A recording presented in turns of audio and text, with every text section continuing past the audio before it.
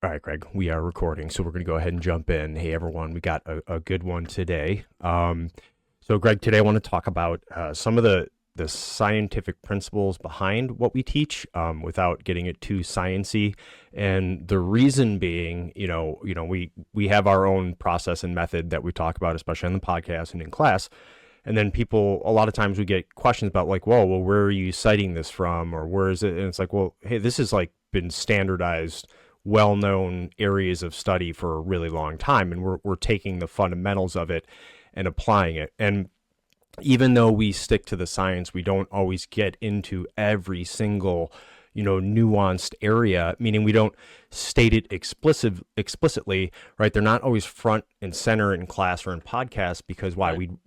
I'm more focused on, you utilizing the information correctly in a way that anyone can understand, right? It's about the outcome and what you're doing with the information, not just being able to recite something. I mean, anyone can go to school or read a book and cite all of this different stuff or talk about these different theories.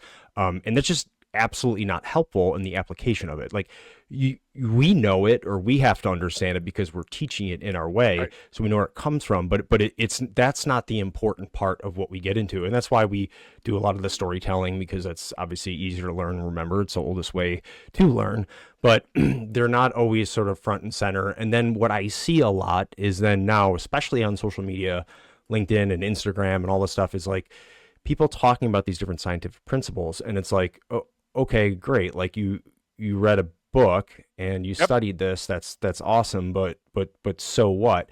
And it's everything from, whatever, some psychological theory. Psychology is the one that's the worst because it's all pop psychology, and some new thing comes along and everyone gets excited. And then a few years later, people are like, oh, well, maybe that didn't really work out so well. And it's like, yeah, these are just ways that people came up with to explain something that they found interesting. And since you related to it, you also found it interesting. And now we're going to use this. It's like, well, Yep. hang on, that's one thing that you're looking at. Let's look at the big picture, the sum of all the parts, but we have to start with the little things in there, I guess. So Right. just to kind of I wanted to frame it, at least the discussion in that, because we are going to be talking a little bit about emergence, gestalt psychology, and some of the theories behind it, because that which is a wide area of study, which number of people fall under, and how we explain these things. But it's all about perception and processing. And so we're going to talk about it even without even getting into the eye and the brain. I Right. mean, we are talking about the eye and the brain, but we're talking about the process on which we perceive things. So, uh, you know, first of all, why scientific principles matter but aren't always front and center in class or podcasts. Why is that Yeah. from your perspective, Greg? No, so you brought up a bunch of great things. So to street it up, Brian is saying that when we go to the range to qualify, the instructor first doesn't ask us the lands and the grooves on the weapon we're about to fire. Yeah, As what's the important as muzzle that information is, velocity? that doesn't Yeah. have anything to do with what we're about to do. So in class, we move it at fast pace. We assume that you're going to understand some of these principles, and when you don't, there's a lot of source documentation that's out there. So we rely on science because science relies on evidence. We rely on science because it provides a systematic, reliable method for understanding the world, for solving problems, and for making better informed decisions, especially in extremis. So science leads to everything. Science leads to advancements in technology, in medicine, overall quality of life. So why wouldn't we lead? That's our heavy hitter when we go in. But we don't Yeah. have to dig so deep, Brian, that everybody has to like Well, read right. integration. Holy crap, there's a topic. Or even when we go into heuristics, Brian, you could spend the rest of your life Yeah, studying that you heuristics and not yes. fully grasp it. And that's why we use it. And we look at sort of HBPRA and what we do as a living system Yeah. rather than these bullet point theories where it's like, okay, this comes from here. It's like, well, but it also comes from over here. And then people are like, well, that's confusing. Which one? I was like, it's all of it. Like it's these things are complex interactions. And what a lot of these different theories or procedures are, it's like everyone stops, takes a snapshot in time, and looks at this right here and goes, see, I'm going to explain everything through that lens. And I go, yeah, but the second the situation changes, that's no longer relevant. So Yeah. you can't just rely on one thing. So what do we mean when we say like HBPRNA is like a living system rather Yeah. than just a list of bullet pointed theories? Yeah, and the funny thing you just said again. So every time that you see a book that Brian or I own, it's dog-eared and it's got highlights and it's got sections with arrows. That's only confirmation bias internally. We're reading things and going, yeah, well, that makes sense because of what we know. I don't take then a picture of that and send it to Sean and go, did you know this? Because Sean is going to send back, yeah, because it's science. Yeah. So it's just a funny side note there. So look, if Yeah. you're thinking of HBPRA as a structure, think of it as a structure like the U.S. Constitution, another living system. Okay, so that's an absolutely accurate way, Brian, that you just brought up of looking at, because science never changes, but the system is and was designed to be adaptable and evolve over time. And what does that mean? That means that it can allow for changes based on the application. It can meet the needs of a changing society. It's not Iraq anymore, and it's not Afghanistan anymore. So as much as those stories to me are vital for me to remember a principle and pay it forward, that might not be important to you. And you make those connections with people all the time through your stories. But you said it best one time. As a matter of fact, you said it an hour ago on a different business call that, look, one day you were, speaking to a church group, that afternoon to a students in elementary school, and later that evening to Navy SEALs. You didn't change a thing about the science. You might have changed your delivery methodology. You might have had a touch me here Elmo or whatever to hold up to entertain I the don't think SEALs. that's what that's So, for the called, SEALs, yeah. but that Well, was for the something like SEAls, that. yeah. But right. But the idea is, at the end of the day, Brian, the principles, the psychological, sociological, and physiological underpinnings have never changed. Okay, so let's jump into kind of some of the ones that we're going to talk about today, and Sure. the big one being kind of this gestalt psychology, and so I'll let you sort of define it, but it's kind of like I mentioned, it's where the whole is greater than the sum of the parts, meaning Yeah. there's a few things involved with it. I don't have to see everything to know what it is that I'm seeing, but also my brain is searching for an end state to what I'm seeing, and it will guide it in that direction based on Yep. what I know and everything, and what I've learned throughout life, even sort of if it's wrong or even if it's not there, right? And so that's the overarching theme. But Yep. I'll let you kind of jump into that and explain that the Gestalt psychology and why it's so powerful. And you just, again, nailed it right on the head. Brian and I refer to Gestalt psychology. There's a Gestalt theory that's very deep and goes Yeah. on, and it's like the second law of thermodynamics. It goes on forever. Okay. But in psychology, Gestalt psychology explains why we tend to see the world through organized patterns. What happens is interrelated events and structures may not be, but our brain organizes them. Why? Because our brain is constantly trying to make order out of chaos. So, in German, Gestalt literally means form or shape. And it helps us because what we do is our visual information says, okay, these are patterns, these shapes fit together. And even if the final outcome is wrong, our brain will go there. So it's designed to be helpful. But this is where eyewitnesses can be wrong. This is why visual evidence can deceive us. And your comment that the whole is merely the sum of its parts is more important. That's so important to understand from the concept of the theory of close enough. What happens is I had to invent something to name what I was seeing happen on the stance. Cops would testify, and then all of a sudden a witness would testify, and then you'd have another witness testify, and it didn't even sound like the people were at the same story. So then the defense attorney would jump Right. in and go, there's a bunch of scrum there.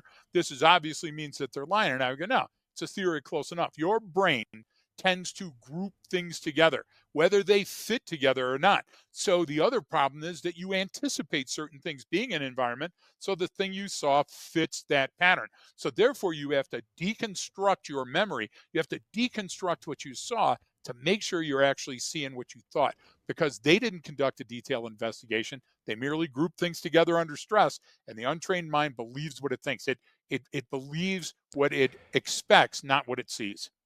And I'll give sort of one example, and then Yeah. you give another one that we've used before in the past. But you just brought it up as perfect is eyewitness testimony. Everyone was like, eyewitness testimony is terrible, and people are like, well, no, I know what I saw. It's like you really don't. And there was a great one Exactly. where they Yeah. had someone who claimed that they had witnessed a traffic accident. They're like, oh yeah, I saw the truck went through, it blew the red light and T-boned that other car. And then the camera footage revealed that the person heard the crash, turned and Yep. looked, and saw that it was red where the person should have stopped.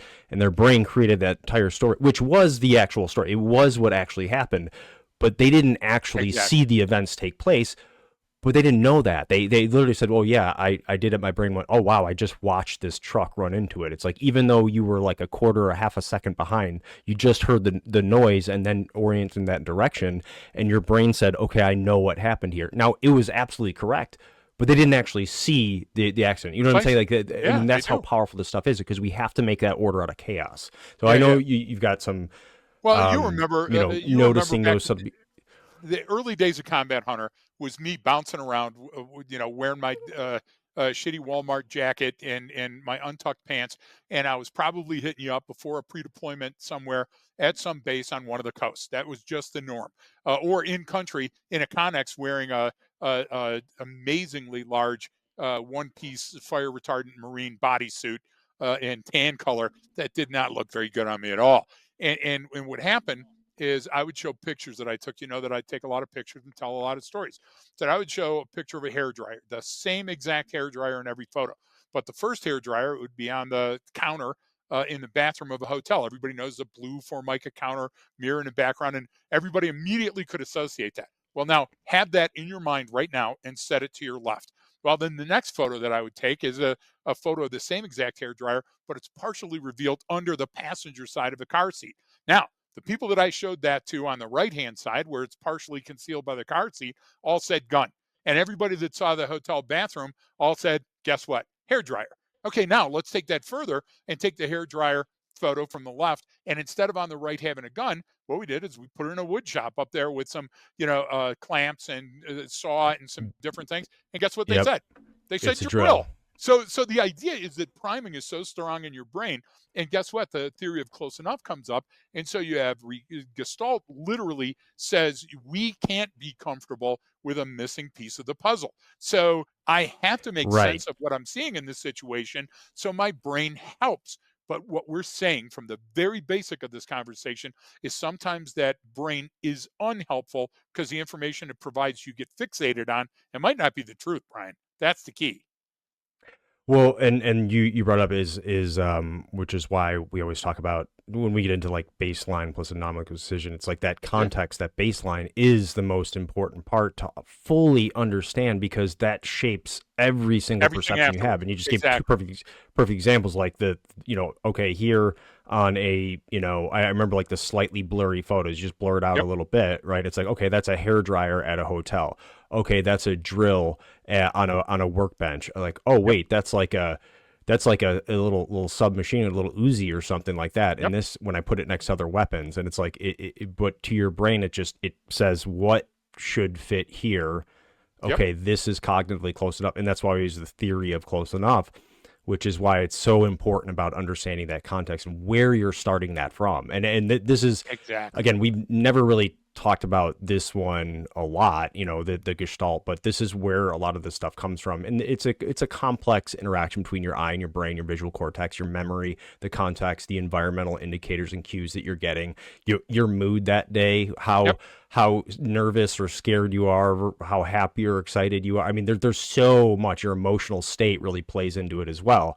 And so that kind of like, we show people how to do that and how to recognize patterns quickly and then act on them sooner. So I can say, oh, wait a minute, that is the gun, or, don't worry about it. Yep. That's just a drill. Now that's just that example, but there is this concept within sort of Gestalt theory about emergence. And so, Yeah. this emergence in behavior is I would sort of call it like that when that clicks, when that moment you go, oh my God, I know what that is. It's it's a piece of candy kind of thing almost, but it's like, Precisely. this is where that comes from. So, can you sort of, to illustrate emergence, right? This is Yep. where all of those things from the environment come together, right? And we get that click, that aha. So when it manifests, that's when we talk about recognizing that threat or opportunity before, it's aware, either before that person's aware of it, before someone else is, or earlier Yep. on in the sequence of events that I find myself in. No, And exactly. those Right on. aha moments, those clicks, I mean, that's where it's at. So like, how do we, I guess I kind of spoiled a little bit. Like, how do we talk about that? No, you did. Just because I'm so used to it. Like, how do we Right. talk about that in the classroom? Because I can sit here and like, oh wow, you want me to learn about emergence and call that emergence? It's like that's great if you want to go read a book about it, but then how do I use that? Yeah, so let's play a game first. So let's deconstruct it first and talk about two things. Let's say that you've never been a copper before. What I want you to do is go in your kitchen right now, bring your trash can out of the kitchen and dump it on your floor. And you're going to go through that. And I want you to put things together in your brain until you decide what was for breakfast and has the person a cold. What emergency thing did they have to do to sew on a button? It's all there. It's all in that trash can. Now, cops, you'll have the chance to go out and do a trash pull and do the same thing. Make sure you got your gloves on and you lay out something so you're not tampering with the evidence and pour it onto that tarp. Okay, so now you have in your mind, everybody that's listening to my voice, you've got on the left side you got that trash pull, and on the right side you got the trash can. So what? So Brian's example of piece of candy from Family Guy. Peter Griffin's trapping James Woods in that old deadfall trap with the stick and the string, and he's got the box Yeah. weighted, and then he uses Reese's Pieces, and as James Woods go by the alley, he goes, "Ooh, a piece of candy," and he follows that candy Yeah. bits right in. What happens is the joke there is that he doesn't see the forest for the trees. He doesn't see the deadfall trap, and James Woods gets under it. So if we go back in all of the elemental sciences of psychology, and we go look at giants like Kafka and Metzger from the 30s, we see that they understood that people didn't understand the aha moment. The linchpin was that emergence hits people at a different time, and they referred to it back then as the laws of seeing. So now we call it the fog of war. Brian, there's a Yeah. million Yeah. Yeah. terms that came There's a out of lot that, of right? phrases. Yep. But the idea, and I love that laws of seeing thing. So visual perception is defined by the emergent properties of the whole. So the pieces of candy, which we have to gather, then have to be put together, spun around, and taken apart. And until we put them together again, we don't understand exactly what we're seeing. So that's the gift of time and distance. That's on one hand. On the other hand is our initial battlefield inertia that makes us form a decision quickly. And that seat hip is the theory of close enough. So they're in a constant battle together. The whole cannot be predicted from the sum of its parts. It can't. The idea is that if we set things together, that could mean any number of things. So there's got to be the Yeah. Gladwellian tipping point where enough things would suggest it's one and not the other. So there's enough puzzle pieces to come together and go, holy shit, the Eiffel Tower is just in the background. They're trying to show me these two cats with the ball of yarn. And that's emergence. That's when the brain finally goes, oh, I see now, and it can grasp the entirety of the situation you're in. And from a learning, like from a teaching and training standpoint, that's an extremely powerful concept Yep. to understand, The because epiphany now moment. what you do, well, that's the whole thing. If you lay it all out and then go, Brian, this is leading to the deadfall trap, I go, oh, okay, yeah, I got it. But that's not as powerful as me getting to that aha moment Yep. on my own. And some Yep. people may need a little bit longer than others. But if you create that sort of hook. I mean, this is even like, those suspenseful movies, or even sometimes with comedy with that too. It's right. Right. It's going like, where's this going? I think I know where this is going. Yep. Oh, I get it now. I see. That was the guy the whole time. He was the insider threat. I had that Exactly. insight. I put it together. So now I'm hooked in and entertained. But from a learning, and training standpoint, like, that's so powerful, because Yep. if I just lay out the breadcrumbs, if I lay out the pieces, and then you come to the aha moment on yourself by yourself, well, guess what? That lesson is sticking with you. That's not Yes. just me saying some information, you writing it down and trying to memorize it. That's in there, man. That's hardwired now, in a sense. Your brain goes, God, I love that. And part of the part of the problem is kind of what you mentioned. It's hard to see what it is as you're putting things together, right? So you have to be able to envision it. It would be like almost puzzles would never work if they didn't show you the finished product on the front of the box. If you just Right. dumped out pieces and said put something together, you'd be like, I have no idea. All right, I can find the four corner pieces, but then how long is it going to take me to fight to try and fit those pieces together? And You how many will times be did able I to put do the it. wrong one together? Right, you will be able to do it, but think of the discovery learning that you'll be going through. You're exactly right. It You're would going take to be forever. spinning your knees, and it's going to take way longer than looking at it and sensing the themes. So that's why the brain gave us something. Gestalt named it, but it's Yeah. always been there. It wasn't that the German guy one day said, I am Herr Gestalt, and we decide, that didn't never happen. What happened is that somebody goes, why is this? So why did I come up with the term, the theory of close enough? Because I had to talk a defense attorney off the wall and explain to them, and then the jury goes, hey, that makes sense. And now you win the case. So here, what we have is deep scientific principles that have been around forever and people are still conducting studies on. And what we do is we street them so you can use them. We give them to you so you go, oh, I got it. Because you know what the other danger is, Brian? That if I show that variously and in pieces, that you're going to watch the Family Guy episode and you're only going to come up with, well, there's some relationship between Peter and James Woods and Candy. Okay, well, that's too perfunctory. Yeah. There's nothing there. Yeah. And then you're going to say, well, this is about You're right. Skittles. Well, no, and it has nothing to do with James Woods' love of candy. The idea is that that's where we're going, right? And it's spending a lot of time, like you with the upside down puzzle pieces, with only the cardboard side. What we're doing is the brain has to survive in a complex environment. So Gestalt naturally wants us to tendency to put things together, but we also have to understand with that comes danger. So as long as we understand the balance on it, most instructors I run into, Brian, Yeah. they go, hey, I love listening to your podcast, but some things I don't understand. Exactly. And so, you know what? Brian and I don't either. And that's why we're still doing this. And that's why we're on the call talking about it right now, is so you fully can grasp these deep concepts. Yeah, no, and that was the Skittle one got me too in the Simpsons episode where he goes, hey, walks into the Quickie Mart, hey, Apu, you got any of that Skittle Brow? Homer, I don't know what you're talking about. He's like, we don't have that. He's like, oh, well, just give me a 6-pack of Duff and a package of Skittles. But what was he doing? So actually what was happening there is he was not only involved in Gestalt, but he also got to the point where he was reifying. So reification comes where a past memory is so strong. So Homer drank Skittle Brow, okay, but he made it. But he forgot that you couldn't just go to a store and buy a Skittle Brow. I love that. So there's so much science. The two TV shows that you and I watch, that have the most science in them are Family Guy and Simpsons by far.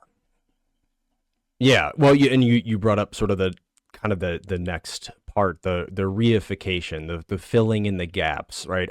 Our tendency to see more detail or completeness in an image or concept that is literally present, right? So reification kind of is that part that helps you fill in the blanks, right? As you watch behaviors, interpret environment, and anticipate actions. But this is where you get into practicing, understanding in the distinguishment between real patterns from assumptions or biases, so you don't wrongly fill in missing info. So again, and for people listening to know, like a bias isn't a bad thing. It's just that's not what is meant by that term bias. It's been used incorrectly a lot.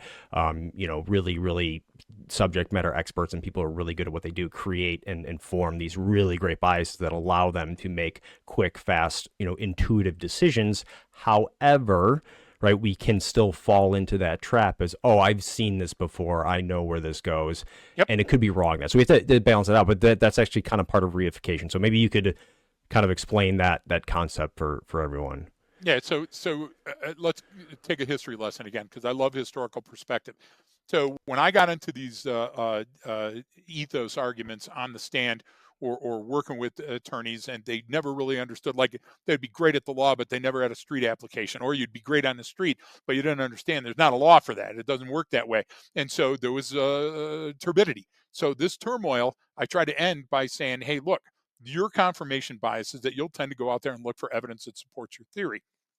It's not science. What you have to do is go where the science takes you. So remember that garbage that we dumped out? Take a look at that garbage and don't read into it. Tell me what it shows. So if it shows mostly peels from carrots and a Band-Aid, then guess what? Maybe you cut your finger preparing a salad. Okay, that's not to say that hey, you had a blood test earlier in the day and came back to get vitamins. What we're doing is we're creating that reality. So reification is the earliest example of a psychological explanation for what confirmation bias does. Not what it is, but what it does. And so we define these abstract concepts, concepts that leave us with a missing piece by filling in those blanks unconsciously. The brain hates chaos again, So it hates a puzzle with missing pieces. So what does it do?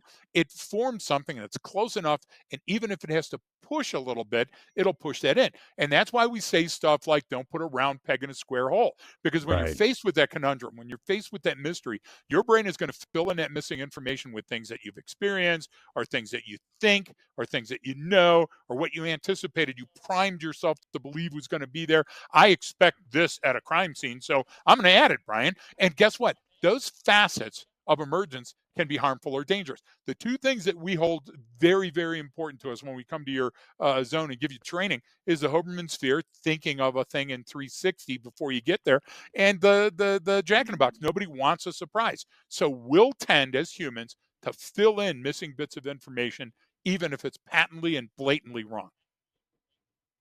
Yeah, and there's just questions. I mean, that's like where like kind of if then statements come from, right? If I Right? see this, then what else should I expect to see? What's likely? What's the most dangerous, right? And we use degrees of likelihood because, like you just said with the Yes. carrot example, right? There's peeled carrots or the carrot peels, and then there's a bloody band-aid in there. It's like, okay, well, that makes more sense just going off of just what I see right there. It's likely that, okay, did they cut themselves while they were peeling carrots versus what you said? Oh, they went out and got blood drawn today, and that's the band-aid from. It's like, well, you see no other evidence. I'm not saying that didn't happen. I'm saying based on what we know, what can we likely assume? Right. Where are we at here? And and so and logic and reality and tendency and all of these agencies that are in our brain already. That's why the one of the other things that Brian and I bring to class all the time is the funnel. Listen, look at that funnel for a minute. What's much more likely than these? And I remember those two young Marines on the East Coast that day said, "Well, anything can happen." And Brian, we're the staunchest people, and no, not anything can happen. That's not the way life works. yeah, Certain things that's happen, not and they're more true. likely to happen. So let's stick with science and likelihood, and we'll come to better decisions faster. Okay, so one of the and part of the reason why we talk about this stuff on this podcast, because you can listen to it and you can find out some of the background information on some of the things we Sure. discuss and where it comes from and how to use it. But I kind of want to talk specifically on why we don't memorize theory in class. Why we're not like, hey, write down gestalt and remember that. Hey, write down emergence or write down reification. Like, no, like we can hit on that without getting it. And so Yeah. the idea is about with HBPRA, the design is about it's practical sense making under pressure, especially or usually, even if it's not, doesn't matter. It still works, right? We don't drill down to the academic language of this. We have our own lexicon to use to articulate things, but I don't need to remember all that, right? We can go into them without calling them by name because I don't like it's important for me to understand the concept and how to apply it is more important than what it's called. And I almost do Yeah. the analogy, especially for like our law enforcement listeners, like you don't have to memorize every single case, that you're going to use for case law and precedent. As long as you're acting within the letter of the law, within the intent of the law, you don't have to go, well, I know that that's Graham v. Connor. I know that that's Mims. I don't have to remember that Precisely. as long as I'm doing what those cases allow me to do, what the legal Yep. precedent is. If I'm staying within that, that's far more important than being able to, remember what, you brought up the range example in the beginning with like how many feet per second my weapon system is. It's like, well, okay, I don't know what that round is traveling at. It's fast. It's faster than I can move, and it's going to kill me if it hits me. Like, I don't need Right. to know the specifics, right, in order to use that effectively. So Yeah. it's Yeah. the most effective use, and that's also where I see some things kind of go wrong. Does that makes sense? So Yeah. so No, it you makes have too your much own way sense. of Yeah, saying it no, too. it makes too much Yeah. sense. So what's more important at that point, at that time on the range? Do you need all those things? Do you understand nomenclature and terminal velocity and all those things? Yeah, you need that. Okay. But if I'm going to be in a firefight, I don't need that right now. Okay, there's certain things that are survival based split second choices that impact my survival that I need first. And so those things that I need first are the things that we like to train your brain on. So the idea is that the examples that you give are consistently great examples. But I would tell everybody that's listening to us, how many times have you heard my voice say, do your homework? And what I mean by do your homework is look at your situation, examine your baseline. I don't know where you work. I don't know the people you work with, but you do. So to make the best decision, if you do your homework, you don't, for example, Roy G. Biv. It helps us red, orange, yellow, green, blue, indigo, violet. But you know what? God, Buddha, Vishnu, Allah gave us a better thing, gave us a rainbow. We look up at the rainbow and we go, wow, that's interesting. And then when we look at a prism, we make a comparative analysis and go, did you notice that those colors were in that same order? And then guess what, Brian? That's called learning. Now I've Yeah. learned something. Now Yeah. Pink it's up Pink to Floyd me. invented that, right? With their Exactly. You're album cover. exactly right. It was Dr. Floyd. I'm more a street magician than I am a scientist or a doctor. But what I do understand is how to take these concepts and make them more digestible. So if we listed out all the scientific principles that we cover in class, you might never come. You might not understand that this higher learning has involved both Brian and I's entire lives, and we're still learning every day. Now, we're really, really good at it. That's why we're noticed and notified and regarded as the subject matter experts in this field. But I just read something the other day on LinkedIn. We joke about LinkedIn, but we love it. Don't get me wrong. LinkedIn is a perfect way to get your ideas Yeah. out there and to get work and to find similar work. But I read a guy that put on there, now go by my Roy G. Biv example. He goes, well, the first thing I learned is bivouac to the Rockies, mate. And I'm paraphrasing because I don't want to call my dear friend out. But then Yeah. he took each letter of, bivouac to the Rockies, mate, and each one meant a thing that he had to have in his rucksack before he went on a mission. Holy shit. Do you get what I'm saying? If it's past 3, you're walking on thin ice. And why does stuff like Holmes, Huron, Ontario, Michigan, to name the Great Lakes, why do they work? Why does Roy G. Biv work? Because you just have to jam it in your head over and over and over. Well, that's not a recallable memory that you want because it's no fun anymore. And it's for one thing. It's for only the Great Lakes. What you want to do is you want to have a whole bunch of memories that you can put together and pay it forward. So it's not a closed shooting, driving, self-defense. They're all closed set. The Great Lakes, it's a closed set. There's an end to the number of Great Lakes. Colors in the spectrum. Well, we now understand that there's many more Yeah. colors we'll never see, but guess what? They all come from Roy G. Biv. Every single one of them has a origin story that's there. So under stress, your brain and body are going to react the way that you're programmed or the way that you're trained. What do I mean programmed? You're hardwired when you come out of the chute with certain things. Some people got them, some people don't. Well, there's always that third choice. If you're not programmed that way and you haven't been trained that way, then there's the crapshoot. And that means that third choice is that you chose poorly and you're going to die. And people are going to go, well, that's a fatalistic view. No, what I'm saying is that no training in the world can overcome split-second stupidity that interrupts a major component of your survival. If you lose your ability to respirate, you are going to die. If your heart is pierced by a piece of shrapnel, you are going to die. There's certain inevitabilities, and Brian, we call those evolution. So we're saying if you understand a couple of these principles that God, Buddha, Vishnu, Allah, and science combine for us anyway, and you understand to play within them, much the same as you would on a what's that game with the paddles, where the ball goes up and lights up this shit. If you do it on that, the pinball game, okay, that you'll generally be right more than you're wrong, playing within the left and right lane markers and your limit of advance. So understanding science is more important than being able to recite the scientific principle. And by the way, Brian made a great precedent right there because the U.S. Supreme Court has said, even if you name the wrong court case, as long as the elements of the case that you were acting under were right, then they'll accept it. You don't have to remember Graham versus Connor as long as you were going with the spirit of it. So that's a great comment. And science is exactly the same way. Science is very forgiving. You might not know what that's called, but that Pythagorean theorem is still going to work.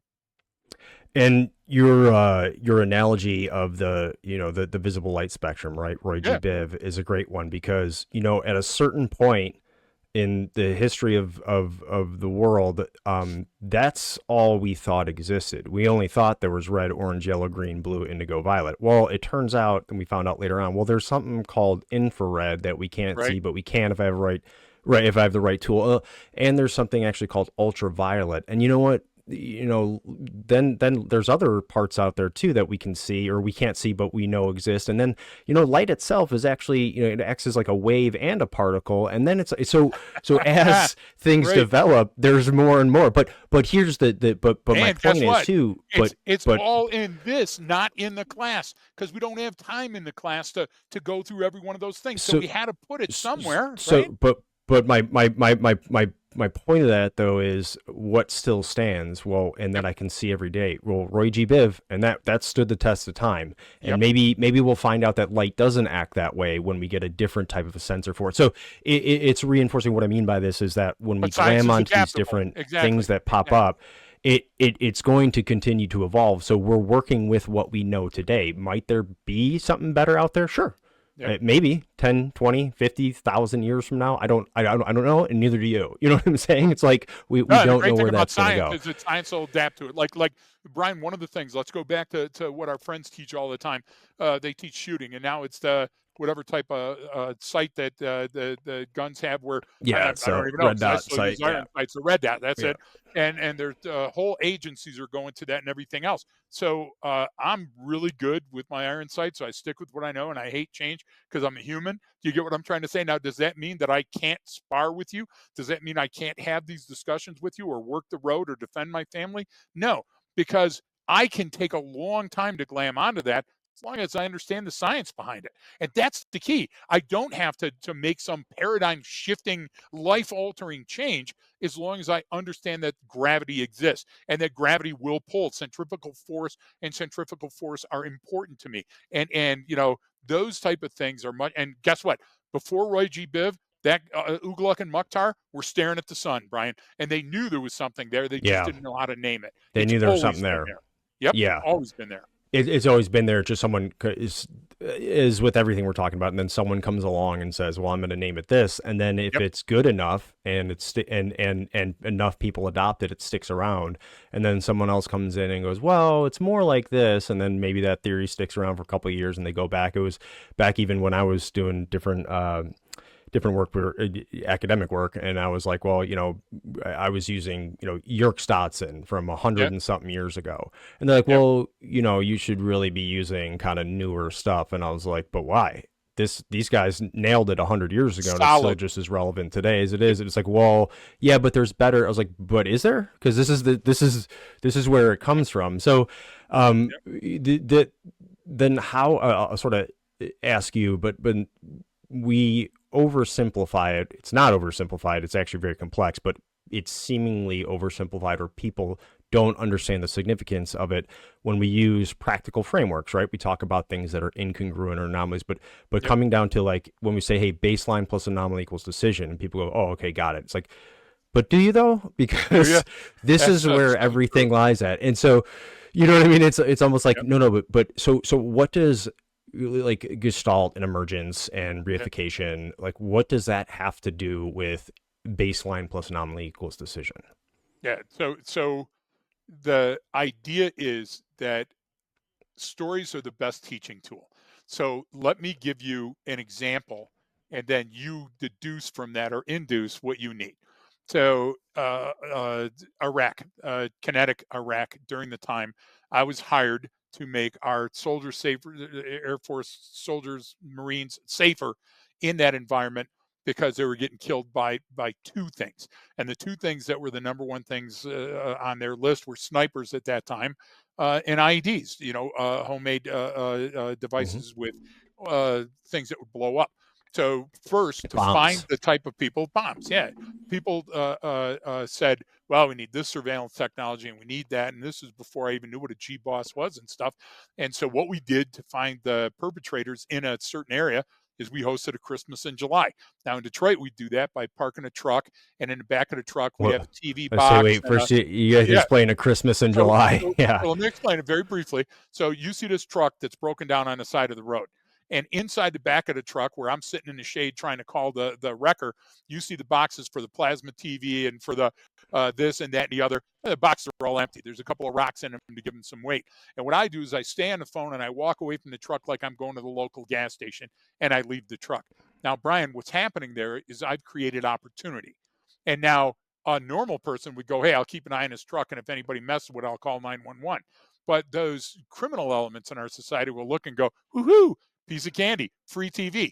So what happens is when they jump in the back of that semi to go and grab that box, the semi back opens up to a hidden compartment, and there's a bunch of cops, and they go Yahtzee. And now that becomes the Christmas in July. If it's too good to be true, it probably is.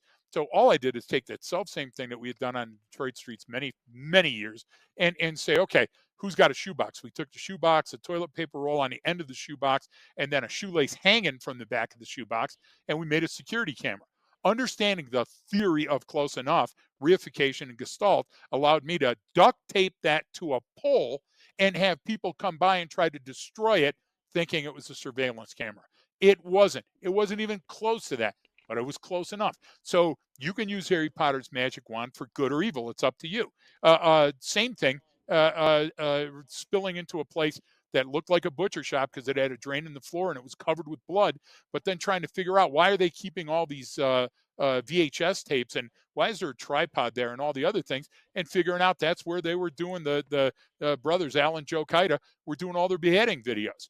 Okay, Brian, it took me time to re-identify.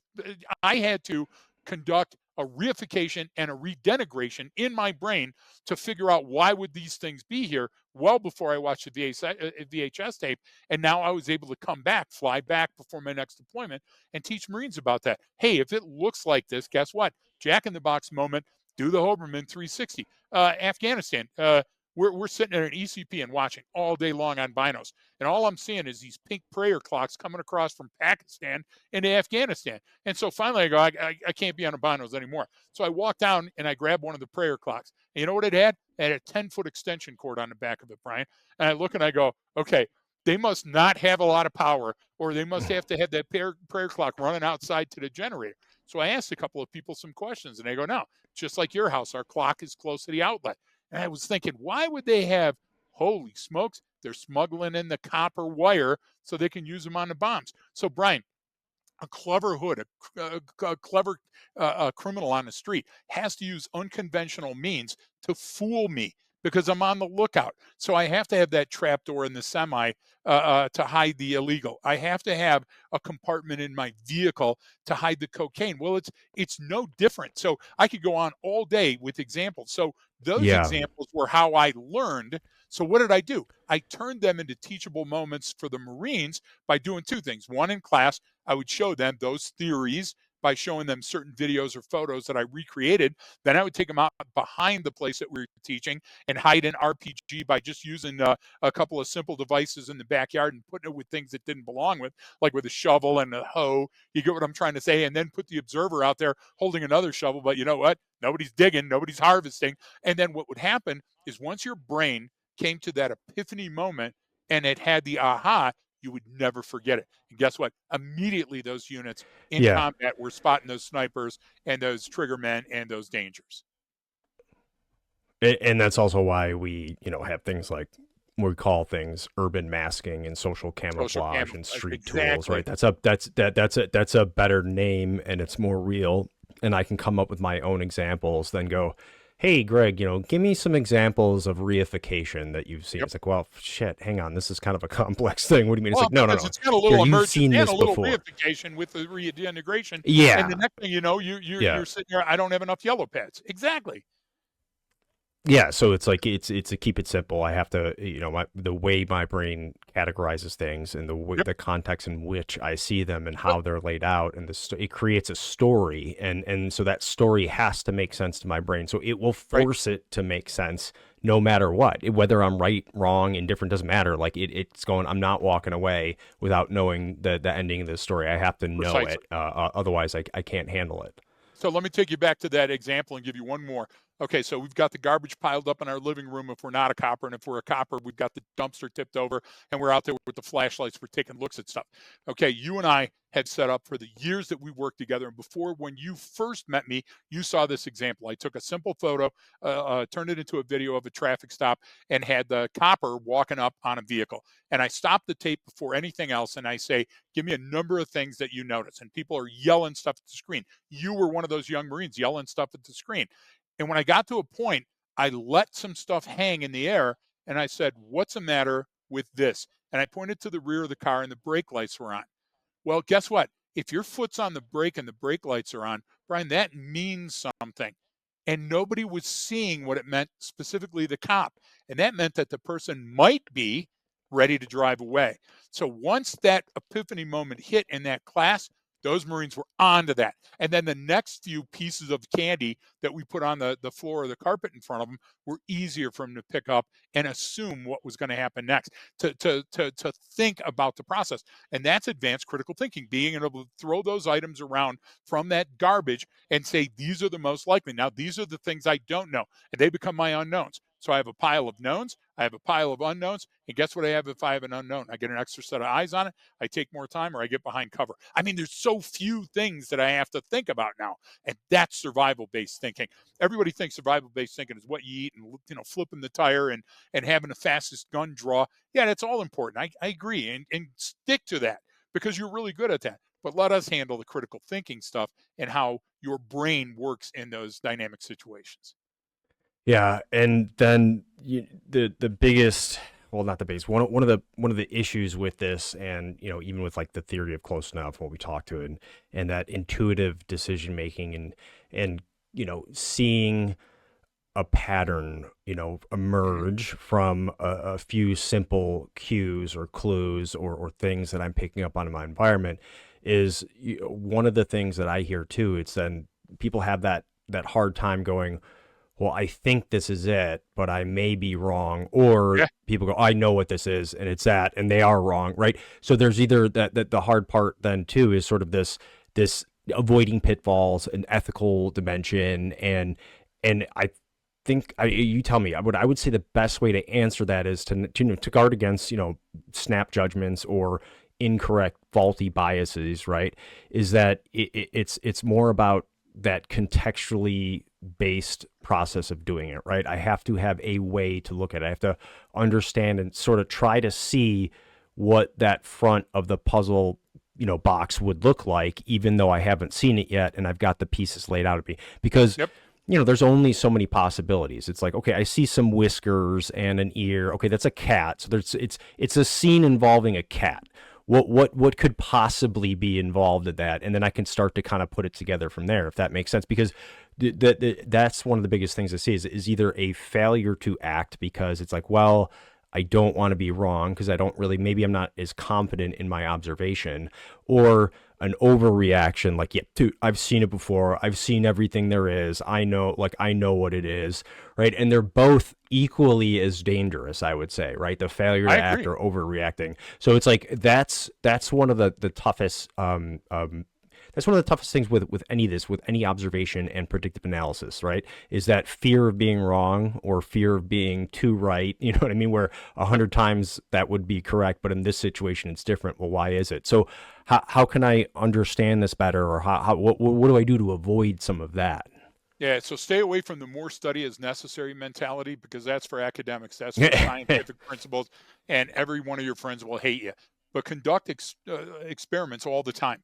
So when I was younger, growing up on the street, Halloween really meant something in Detroit metro area.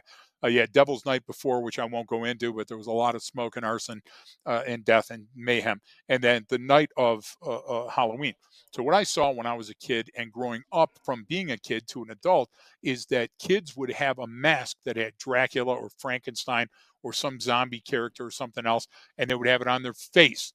But the problem was that you would constantly see them tip up the mask and have it off of their face. And everybody's first thought was, oh, well, it's too hot, or they were looking around or anything else. Yeah, that's what it was. What it was is they were scaring themselves. When they had the mask down and they saw the face on the mask, they scared themselves and they didn't like it as much when they could have that mask ready, but they had it up on their face. And then I saw the interactions with the other little kids. So let's protract that. If you get where I'm going, let's protract that to the first time you saw a baseball game. First time you saw a baseball game, you had no idea what you were watching. And you sat there and you saw that there was a form and a rhythm and there was certain things that happened to it. And you heard that some things were good because you heard the crowd scream, and some things were bad that you heard the crowd boo. So the same thing as me watching those kids and trying to figure out what was in their head on Halloween happened to me my first Tiger downtown Detroit baseball game. I had questions. And so what I did is I looked and I said, these are the logical answers to those based on reality. Well, we go counterclockwise. Well, what do you mean? Well, nobody ran to the third baseline. Well, there's a hits that are really good, but the longer hits are caught much more frequently. And the hits infield, guess what? If they can beat that runner to first base, you're out. So I start establishing the architecture of the observation But where does both of those things start? From a baseline. I have to fully understand the baseline, and I have to compare the knowns and the unknowns against the baseline and what I expected to see. And I have to anticipate, and I have to have curiosity, is what I'm explaining here, to be able to walk across and go, why does your kid want to be a wolf man, but when he sees the wolf man, he screams? So these are the type of things that we're talking about. So what we do when you come to a class is we take all that wonderful science that we use and we make it practical in your life so you can see it showing up at school. You can see it during the HR interview. You understand walking to church. And now, by understanding the baseline, we give you these conundrums. We give you these conflicts and different ways that you can test them. And we say, okay, well, this exterior schema occurred here, but we don't call it a schema. We go, this guy is carrying whatever, right? And by trial and error, you start coming to the epiphany moment on your own. So we crawl, walk, run it through until you now say, pass me the baton. I'm in the end of the race. Now, that was a long way to get around a tent. But the idea is there's no better way than to think about something that you don't understand. How long would it take you to sit and watch and then conduct little tests before you understand it? And that's how you learn to ride a bike. That's how you learn to go swimming. That's how you learn Yeah. all the lessons that lasted your entire life. And all we're doing is recreating that in a classroom in an exciting, fun, educational, entertaining way. Because if we didn't, Brian, it would just be like high school. You forgot 90% of the shit you learned in high school and you'll never use Right. it. You know, and maybe Yeah. college, And maybe it's college. it it's really what we're talking about is learning to see the whole picture, right? How do I see that whole picture? So it's like, all right, well, everything we just talked about, with gestalt, Yep, emergence, reification, regeneration, everything we mentioned, like that's a constant that's in your life, that's yep, always going on, that's something that's happening. So what I always like to do is like, all right, well, how do I get better at that, or how to get better at understanding? Is use your own life experiences of something you've gone through before or seen, and you go back and go, well, why did I choose option A when I should have yep, gone with option C? Or what was it about that situation? And then it's easier, obviously, in hindsight, to go back and reflect on those things. And especially it's easier if it's personal to you because you were there, knowing that like you maybe didn't get the full picture, but let's break it down. What were all the elements that happened? And then yep, I always find the most value out of doing that is going back and being like, oh, I get it. This is why, my wife had such an attitude when I walked in. It had nothing to do with me. I should have known, oh, wait, she just got this happened at work, and then this, and then Max was sick, and then this, and then that. I'm like, oh, that was what it was. These were all of these contributing factors to that yep, negative interaction we just had. It had nothing to do with what I said or did, right? And so what it's easy to do is then you can go back and pull out those pieces, and then it just builds your own library, builds your own schema, your own mental file folders of going forward, in especially if it's for a specific context, right? You're doing interdiction, you're yeah, doing fugitive apprehension. You can go back and go, wait a minute, there's all these commonalities between all of these. What are those things, and what else would they look like? And then you build that sort of mental Rolodex, so you have an infinite amount of examples that you can draw back on. And now yep, you're building that where your brain is using all of these concepts to its advantage, going, hey, wait a minute, this isn't fitting here because you've seen this before. It wasn't exactly the same, but it was cognitively close enough. So now I have something to go off of. Now I have a comparison that's accurate because it happened to me. It experienced me.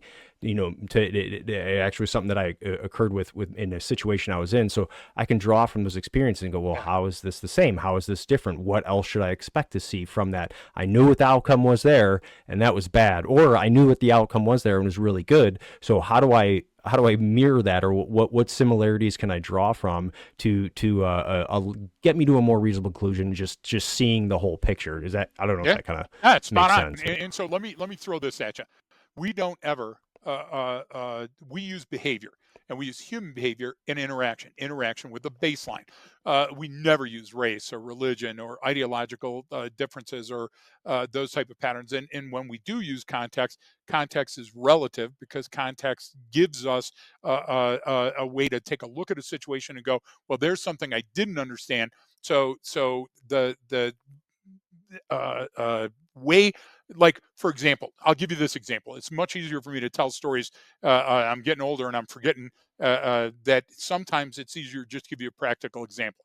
So I get everybody lined up in the classroom, and I take half the class outside, and I go, Johnny Cash is a Hasidic Jew. I need you to take a minute and come in and prove it to us. And then I take everybody into class. I miss Carmi, by the way. And I say, these guys are going to come in and say, Johnny Cash is a Hasidic Jew. Why is that wrong? So the first thing is, what's the postulation? What's the hypothesis? What are we working on? Well, every time I've seen Johnny Cash, he's wearing black. Matter of fact, he's called the Man in Hmm. Black. And Hasidic Jews wear black. So what's that called? Well, that's called the theory of close enough. I'm jumping to an unreasonable conclusion, and I'm putting a round peg in a square hole. Well, what about a Hasidic Jew? Well, because of their religion, now here's where culture becomes context, religion becomes context. I add that to my baseline and go, they have to wear certain clothes over other clothes and this and a hat and those things. So what I'm doing is I'm framing learning not about religion. I'm learning Right. from comparison. Do you understand what I'm trying to say? And what do I have to compare it against? I I'm have to learning compare how, it against the baseline, you know? and you're learning how to draw a reasonable assumption. Conclusions based on artifacts and evidence. And when I don't know something, I'm not going to rush to an unreasonable conclusion. What am I going to use? I'm going to use the gift of time and distance to go, there's something happening here. Why does this person wear black all the time? And you know what, Brian? It might be something as simple as a fashion statement, but I've run it through scientific rigor. I've run it through academic rigor. I just didn't know I did. So that baseball game, Brian, something's going to happen in the baseball game, and that guy's going to hit a rope, and you're going to wonder, why isn't he running? And then your dad leans down, or your mom, and says, because it was out of bounds. Well, what do you mean? Well, you see that line in the paint? You see? So through our lives, we need that coach. We need that mentor. We need that trainer to teach us about bunts and to teach us about ground rule doubles. But we don't have to have that to play baseball or to enjoy watching baseball. So what we do is we bring the science-based evidence that's been vetted, and we bring it to you, and we just allow you to sit and have a hot dog and watch the baseball game, but you're still learning. You're learning a bunch of valuable stuff. Yeah. Yeah, and those are simple things kind of you can practice even throughout your day, all right? I think so.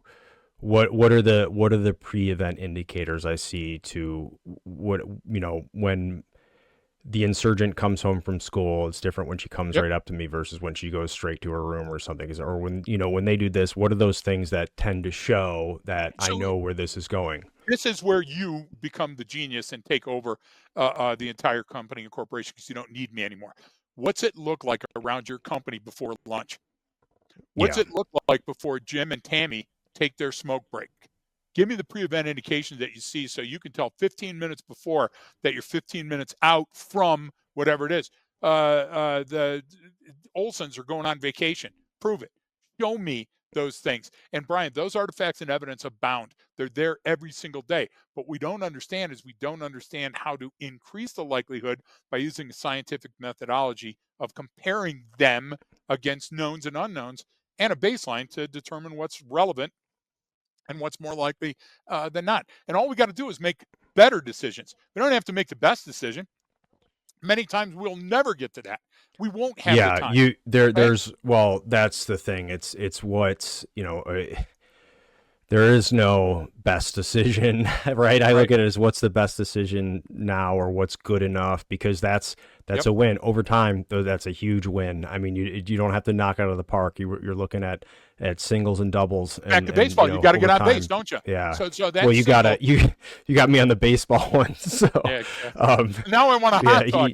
It's talk yeah, about being a bastard. you're You getting get what I'm hungry. trying to It's say? lunchtime for It's like, Greg. take me out Uh, to the exactly. All right. Well, we covered a lot, and I Yeah. think we'll add in some more and do a few more examples for everyone on our Patreon page, folks. You Sure. can check it out. You can even check it out for free for a while. We got a ton of information on there. We've got even more, and it's a good centralized location. I'm putting more of our content out there that we even put on like LinkedIn and other places. That's like you can just access all in one place. I'm trying to get it all there. Just that way, if you want to follow along, there's articles, there's blog posts, there's videos, there's I do a lot of summaries of the different podcast stuff for little takeaways, so you can practice on your own too. It's all on there, so you can check that out. But I don't know, any other final comments, Greg? No, I was just thinking of Shelley when we were doing the That was baseball it. example. You're hungry. So yeah, I am. And at work, somebody approached Shelley with the brackets, and you should have heard her. She ranted for 45 minutes on brackets. Why? because she understands nothing. She doesn't understand the concepts about it or anything else. And Shelly likes knowing everything. So what do you think she was doing all last night? Putting together brackets and trying to figure out the math and where's the angle. So look, when we say do your homework, we are in a group of people that are constantly intellectually challenging themselves to be the best that they can be. And improve your cognition improves your overall safety and survivability. So part of it's on you. Yep. All right. Well, I think that's good. Thanks everyone for tuning in. Don't forget to share the episode with a friend if you enjoyed it, and give us a thumbs up or a like. It really helps out a lot. We do appreciate that. And don't forget that training changes behavior.